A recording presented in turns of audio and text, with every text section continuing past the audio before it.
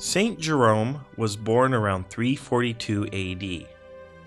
He was well educated in his youth, but also a free-spirited young man. He rejected his Christian upbringing to behave as he pleased. Knowing his behavior was wrong, Saint Jerome often visited the catacombs of the martyrs in Rome. The haunting crypts eventually scared him into behaving better.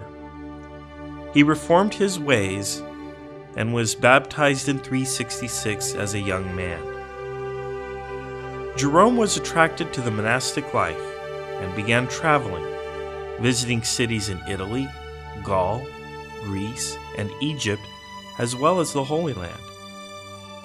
He settled outside Antioch for a time and tried to live as a hermit for a few years. Jerome was widely renowned for his intellect and skills at translation. The church continually asked him to become a priest, but he refused, preferring to remain aloof from politics and to live as a monk. Eventually, Jerome was ordained, with the promise that the church would allow him to pursue his own practice of the faith. Jerome was also known as a historian. He visited Rome in 382, and Pope Damascus forced him to stay and serve as a secretary. The Pope set him to work on translating the Bible into Latin. After Pope Damascus died, Jerome was free to return to the Holy Land, but he continued working on the Bible. Several holy people assisted him, including St. Paula, who served as an aide and a friend and helped him establish a monastery in Bethlehem. Jerome wrote letters arguing details of the faith. He corresponded with several people who would later become saints themselves.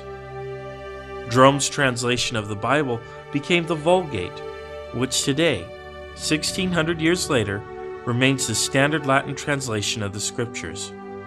He once remarked that ignorance of Scripture is ignorance of Christ.